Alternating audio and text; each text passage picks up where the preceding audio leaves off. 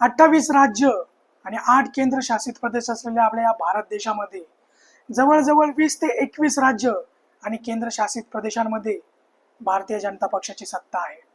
म्हणजे एकूण बघायला गेलं तर आपल्या देशातील सर्वात मोठा आणि बलाढ्य पक्ष जर कोणता असेल तर तो हा भारतीय जनता पक्ष आहे. बाकी ते कामं करता नाही करता, जनतेच्या मनामध्ये त्यांच्याविषयी असलेली चीड आणि आक्रोश ते कशा पद्धतीने निवडून येतात हा तर वेगळा भाग आहे. परंतु सत्यस्थिती आहे की आपल्या देशातील सर्वात मोठा पक्ष जर कोणता असेल तर तो हा भारतीय पक्ष आहे.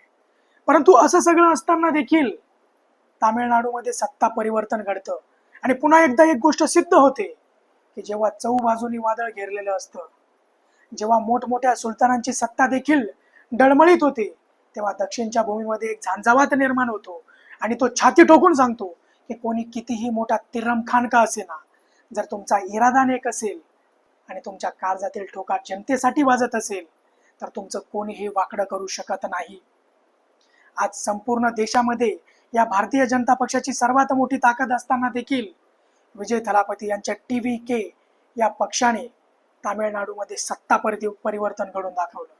कारण सत्ता ही फक्त ताकदीने नाही तर लोकांच्या प्रेमाने आणि आपल्या ठाम निश्चयाच्या जोरावर मिळवली जाते आणि हेच थलापती विजय यांनी करून दाखवलं.